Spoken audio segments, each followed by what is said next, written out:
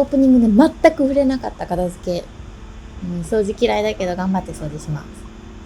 キッチンの掃除してるんだけど、これの説明してなかったなと思って。これ見えるかな？なんかちょっと近くで見ると割とグロめだから、ちょっとここから説明しようと思うんだけど、これはまあ見ての通りさつまいもなんですね。で、何が起こったかっていうと、私がこのさつまいも美味しそうだなと思って買って、それでちょっと放置してたらなんか芽吹いてきてると。芽吹いてきてるのは知ってたんだけど、まあ、芽吹いてらっしゃるなみたいな感じでちょっと横に置いといて、でなんか次の瞬間こんな感じになってた。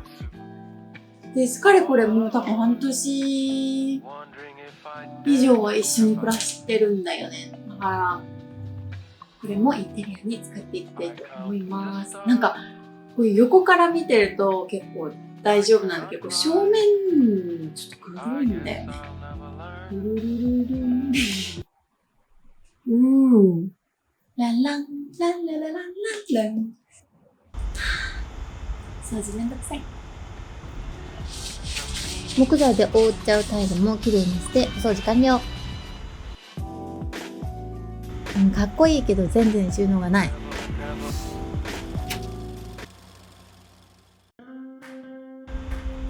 今回の DIY ではステンレス部分と天井で突っ張った柱を立てて、そこに有効ボードを設置していきます。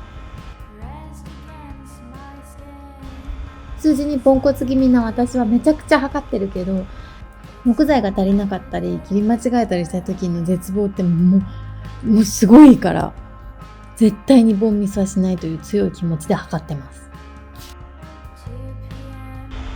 材料は簡単。2x4 の木材と突っ張り用の金具。私は前 DIY した時に使ったこれを使います。AKA 有効ボード。最近どこでも売ってるね。さっき紹介した金具を取り付けていきます。これはビスで留めるタイプなので、下穴を開けて、それからビスで留めていきます。手つきが久しぶりに使うからちょっとぎこちないです。でも綺麗にいきました。イエイ。木材の金具をつけない方の端にこのペラペラのゴムシートを貼り付けます。滑り止めの目的です。言い忘れたんだけど、私このビデオの中でずっと同じ服着てるけど、1日でやったわけじゃなくて、これは作業着なので、実際は土日にやったりとかしてるからな、1ヶ月弱とかかけてゆっくりやってます。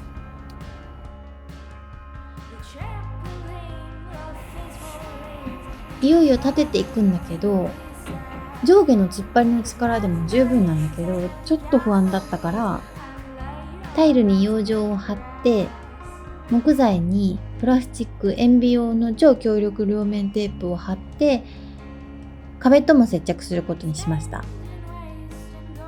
塩ビ用両面テープを選んだ理由は、木材はどの両面テープでもすごくくっつきやすいんだけど、養生テープの方がちょっとトリッキーな素材だっていうことで、そっちにちゃんとしっかりくっつくものを選びました。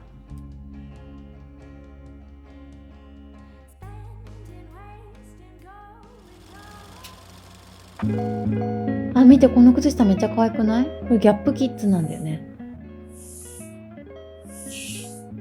若干疲れてきてます。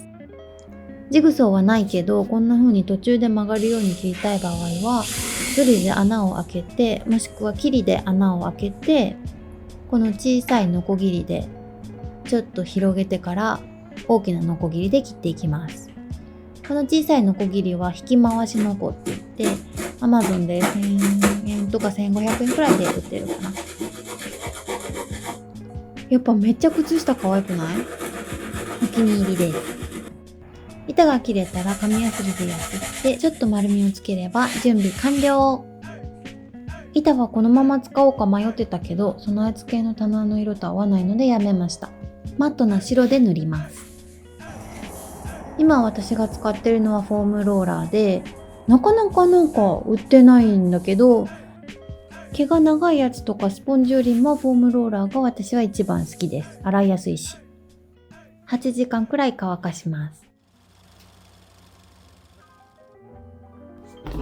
このパートはね、もしかしたらあんまり参考にならないかもしれないんだけど、柱に板を直接取り付けようと思ってたんだけど、そうすると柱と板の間に隙間ができなくて、有効ボードに取り付けるフックとかの金具が入らないので、隙間を作るためにチップを入れることにしまし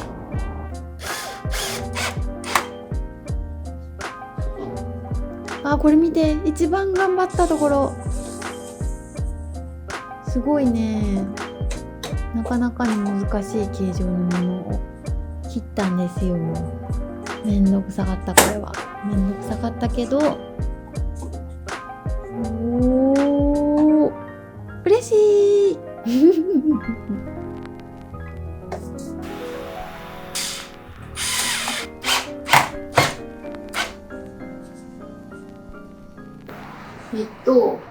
今悩んでるのは、ここにも収納をつけたいから、ここにも風を立てる予定だったんだけど、なんかちょっとごちゃつく感じに見えるかなと思って、ここがタイル見えてるからかなと思って、これ切ったんだよね。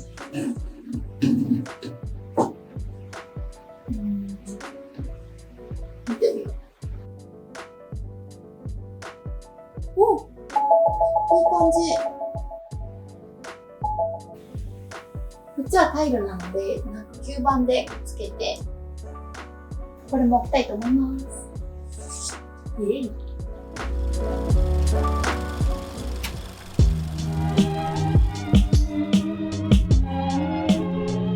有効ボードに取り付ける木材の長さを決めながらスタイリングしていきます。ちょっと金具のね、写真撮るの忘れちゃったんだけど、概要欄に貼っておきます。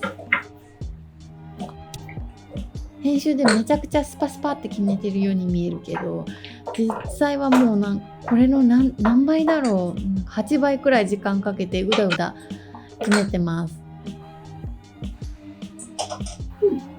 なんかこういう吊り下げるやつとかも1個ずつ穴とかずらしてバランスのいいところを探っていってます。棚にする木材が決まったので、ワックスで着色しながら仕上げをしていきます。これはね、ちょっと気づいてたんだけどめんどくさくて写真とか撮ってなくてごめんなさいなんだけど、ターナーのヴィンテージワックスウォルナット色です。時期にもよるけど、私は30分から1時間くらい1回塗布して時間が経ってからこんな風に磨いてます。オイルステインと違ってなかなか色がつかないから3回繰り返して翌日こんな感じになりました。ツヤも出ていい感じ。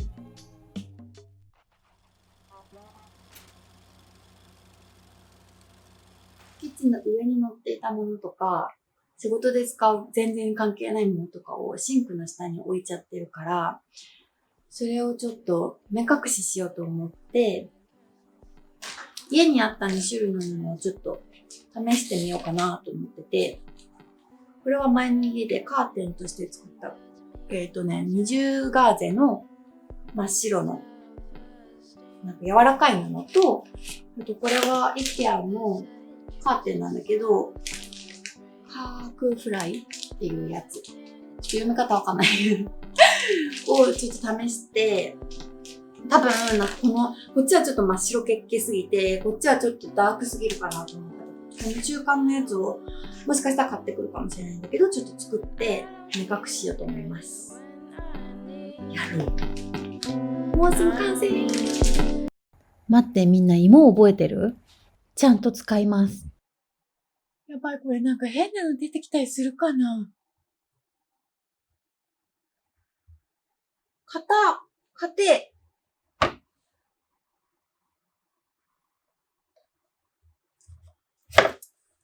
おー。なにこれ。ご安心を。他にも植物あります。サボテンちゃん4種類選びました。これを今から寄せ植えしていきます。鉢にガーデニングネットを敷いて、店員さんに言われるがままに買った軽い白い石を敷きます。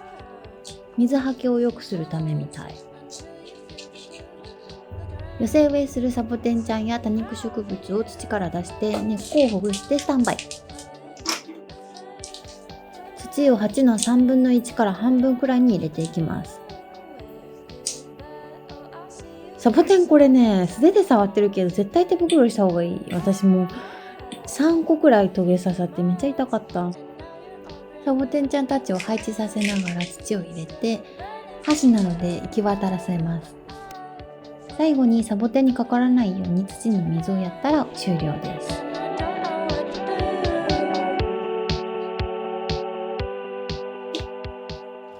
さあお待ちかね、お披露目行ってみよう。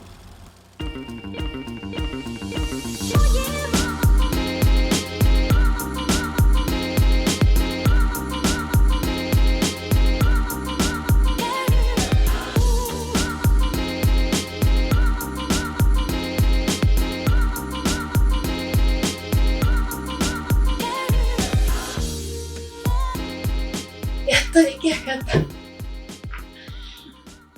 地味に大変だったと思います。なんかやってみて、全然なんか構造とかは簡単なんだけど、このキッチンの形に木材を切るのがすごい大変だったりとか、あと、結局キッチンの下のシンクのところのカーテンを真っ白にしちゃったんだけど、ちょっと味気ないなと思ってて、私本当はこういう柄物とかこういう小物とかが好きだから、なんか、どうしようかなと思ってるんだけど、多分、この木材を白に塗ったペンキが、マットなやつなのね。なんかツヤありを塗ると、ちゃんと水を弾いたりとか、汚れに強かったりとか、汚れても拭けたりとかするんだけど、マットなやつを使ってるから、多分、結構寿命が早いと思うの。何年も持たせるようにとは思ってないから別にいいんだけど、汚くなってきたら塗り替えようと思ってて、だから3ヶ月とか半年後とかに、絵描いたりとか、なんかカラーで遊んだりして、新しい感じに、カラフルな感じにしようかなと思ってます。そんな感じかな。どうでしたかね。でも楽しかった。またなんかこういうの作るので見てね。バイバーイ。